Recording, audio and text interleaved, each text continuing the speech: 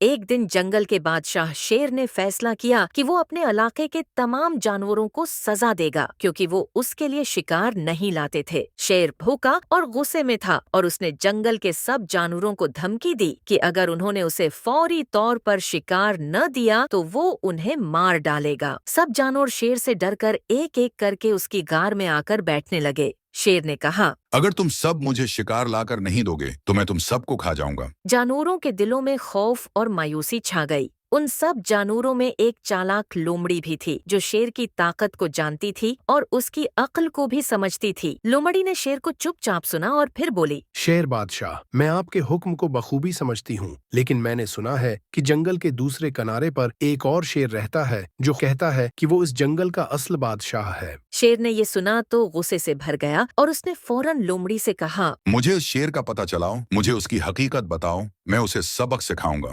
شیر نے تیزی سے جنگل کے کنارے کی طرف جانا شروع کیا اور لومڑی اس کے پیچھے پیچھے چل رہی تھی۔ لومڑی شیر کو ایک گہرے کنویں کے پاس لے گئی اور کہا، شیر بادشاہ، وہ شیر اس کنویں کے اندر رہتا ہے۔ شیر نے غصے میں آ کر کہا، مجھے اس شیر سے ملنا ہے، اسے فوراً باہر نکال دو۔ لومڑی نے شیر سے کہا، بس آپ اس کنویں میں جھانک کر دیکھیں، آپ خود دیکھیں گے کہ وہ شیر کیا کرتا ہے۔ شیر نے کنویں کے کنارے کے قریب آ کر اندر جھانک لیا۔ شیر کو اندر ایک اور شیر کا عکس نظر آیا جو بالکل اس جیسا نظر آ رہا تھا۔ شیر نے فوراً سمجھا کہ یہ وہ شیر ہے جس کا لومڑی نے ذکر کیا تھا اور وہ بے قابو ہو کر اس دوسرے شیر سے لڑنے کے لیے کنویں میں کود پڑا۔ جیسے ہی شیر کنویں میں گرا، وہ نیچے کی طرف لڑھکنے لگا اور اس کے ساتھ ساتھ وہ گہرا پانی بھی تھا جس میں شیر ڈوبنے لگا۔ لومڑی نے شیر کی موت کے بعد کہا، طاقت اور غرور ہمیشہ ناکامی کی طرف لے جاتے ہیں، عقل اور سمجھداری سے کام لینا چاہیے۔ لومڑی کی عقل نے جنگل کے جانوروں کو بچا لیا اور وہ ہمیشہ اس کی عزت کرنے لگے۔ شیر کا غرور اور طاقت آخرکار اس کے لیے موت کا سبب بنی۔ سبق: